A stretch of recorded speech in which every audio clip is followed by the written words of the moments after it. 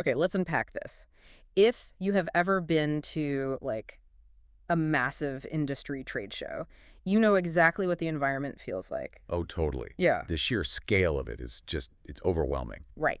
You walk onto the floor, and there's this crazy hum of energy, towering digital displays, and thousands of attendees just speed walking across miles of that really thin convention center carpet. Yeah, that terrible carpet. But if you look closely at the exhibitors themselves standing in those booths, they spent, months planning. There is often this underlying current of pure anxiety. Absolutely, because showing up to one of these massive trade shows can feel like an absolute gamble. It really is. A company packs up their team, ships their display across the country, spends a literal fortune on floor space, and then at the end of the week, they find themselves packing up crates, wondering if any of it actually moved the needle. Right, it's a massive expenditure of both capital and human energy. And without a deliberate, aggressively executed strategy, it really is just an expensive roll of the dice. Which is exactly why we are here today. We are taking you on a deep dive into a specific, highly strategic playbook designed to turn that trade show gamble into a guaranteed engine for lead generation and brand visibility. Yeah, we are drawing from a fantastic framework developed by Johann Jacob. He's a former retail buyer and the president of Retailbound. And Retailbound is a consultancy that helps brands scale in major retailers, right? Exactly. So he has seen the mechanics of trade shows from every conceivable angle. He knows what works and what just bleeds cash. So, if the mandate from your executive team is to not bleed cash on the show floor, where do we even begin? Well, we can't talk about booth design or sales pitches without first looking at the invisible work that happens months prior, because showing up without a plan is the first point of failure. Meaning, you can't just treat the trade show as an event that starts on Tuesday and ends on Thursday. Right. Jacob's framework emphasizes that a trade show strategy needs three distinct phases. You've got your pre-show, during show, and post-show. And crucially, all of those phases need to be aligned with specific marketing goals. Let's talk about those goals. Because just saying getting our name out there doesn't cut it anymore, does it? Not at all. You must define what success looks like before you go. You need hard KPIs. Like actually measurable goals. Exactly. Is your goal brand awareness, lead generation, Yeah. or maybe it's direct sales conversions? You need to know if you're tracking the number of qualified leads, scheduled meetings, or even press coverage. That makes sense. Because if you don't know what you're measuring, you can't evaluate your ROI. Yeah, if you don't have those strict metrics, your post-show evaluation is just based on vibes. People just say, well, the booth felt busy. But foot traffic doesn't pay the bills. No, it doesn't. And once you have those strict goals, that leads right into the pre-promotion, right? Right. You have to start building buzz weeks in advance. I always think about this like throwing a massive, expensive party. You rent the venue, you hire the staff, you buy all this top-tier food, and then you completely forget to send out the invitations until the morning of the event. That is a perfect analogy. You can't just hope people show up. Right. You'd just be standing there in an empty room, shocked that no one is walking through the door. You have to send out those email campaigns, do the social media pushes, maybe host a pre-show webinar, and most importantly, send personalized invites for booth visits. If we connect this to the bigger picture, the fundamental shift in mindset here is that trade shows shouldn't be treated as the start of the sales funnel. Wait, really? Not the top of the funnel? No, not at all. They shouldn't be where a relationship begins from absolute scratch. Instead, they are an accelerator. They're a physical space to accelerate deals and relationships you've already started nurturing. Okay, that is a huge shift in perspective, but here's where it gets really interesting.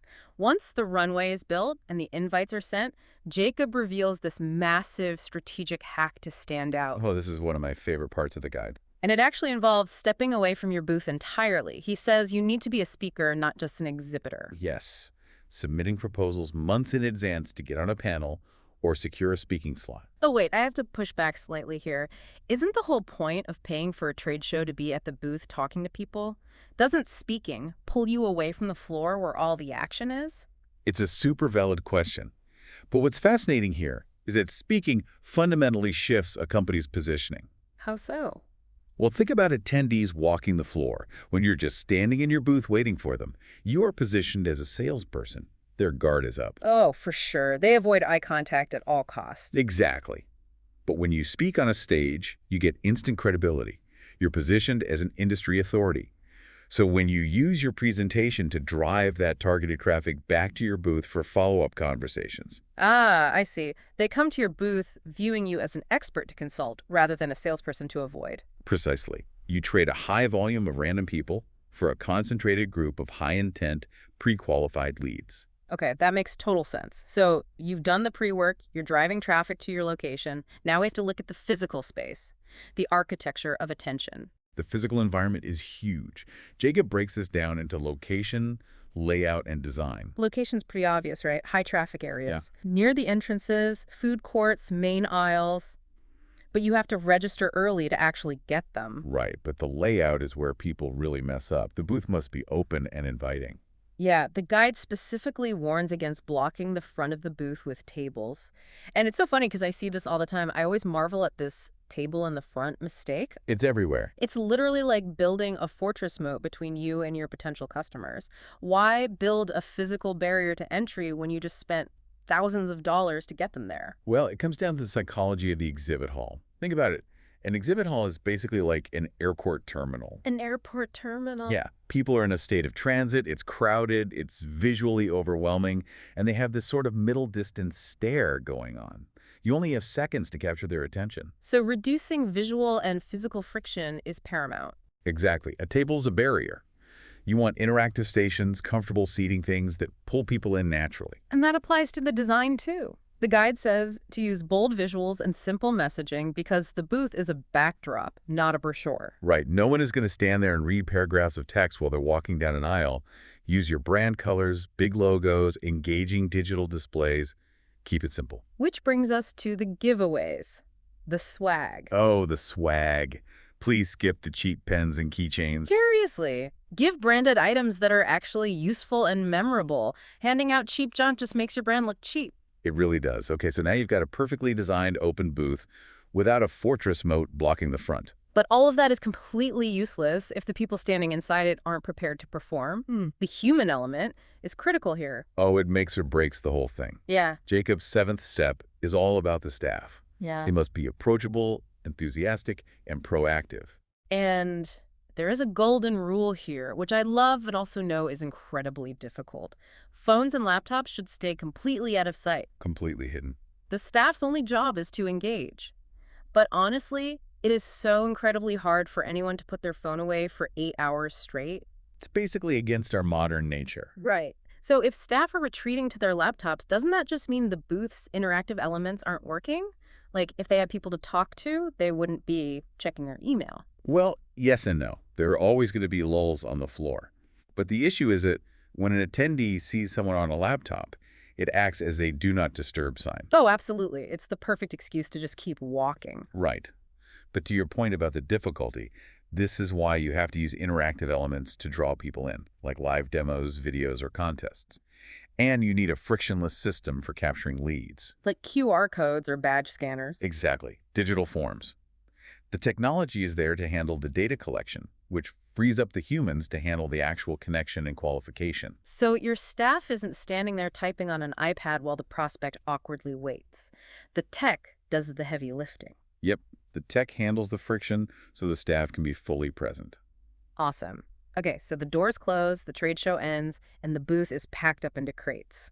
Most people think the job is done here right. Oh, that's the biggest misconception. Yeah. Jacob argues this is actually where the most important work begins. So what does this all mean? Honestly, a trade show without a follow-up strategy is like collecting a bunch of winning lottery tickets, putting them in your wallet, and just leaving them there to expire. That is painfully accurate. You did all the hard work to get the win, and then you just walk away before cashing it in. It's crazy. So what does a proper follow-up look like? It has to be quick. Within days, you need to send thank you emails, share the presentation slides or resources you promised, and drop leads into a nurture sequence based on their interest level. So not just a generic, nice to meet you blast to everyone. No, it has to be tailored. If they wanted a demo, send a link to book a demo. If they just wanted information, send a case study. And then, once you're back in the office, the framework mandates a post-show debrief, a post-mortem meeting with the sales and marketing teams. This raises an important question, though. How many companies actually take the time to document their failures and successes in a formal post-mortem? Honestly, Very few. Everyone is just trying to catch up on the emails they missed while they were away. Exactly. But it's this specific step that turns trade shows from one-off events into a continuous, long-term growth machine. You have to look at those lessons learned. Assess the lead quality, compare the results to the initial KPIs you set months ago, and figure out how to make the next event better. It's the only way to improve your ROI for the next show. So if we look back at the whole playbook, it's a complete journey. You start by defining your KPIs early. You bypass the crowded floor by getting on stage and becoming a speaker. You drop the Fortress Moat tables? Yes. Oh. No tables at the front. You hide the laptop so your staff can truly engage. And then you relentlessly follow up and run that post-mortem. It's a foolproof system if you actually stick to it. And we really have to credit Johann Jacob from Retailbound for this framework. Leveraging his experience as a retail buyer to bridge that gap between product creators and retailers is it's invaluable insight. It really is. And, as we wrap up, I want to leave you with a final thought to just mull over. Oh, I love a good thought experiment. Lay it on me. Imagine if your company's physical booth was magically erased from a trade show. Just poof, gone. Yep, completely gone. Yeah. And all you had left was your invisible work, your pre-show strategy, the webinars, the personalized invites, and your post-show follow-up, like the nurture sequences and postmortems. Okay. Would you still generate a positive ROI? Wow. That is a heavy question, because if the answer is no, then you're putting way too much weight on just hoping people walk past your logo. Exactly. The booth is just the physical anchor, but the strategy is what actually makes the money. That is the perfect note to end on. Thank you so much for joining us for today's deep dive, and we'll catch you on the next one. Thanks for having me. See you next time.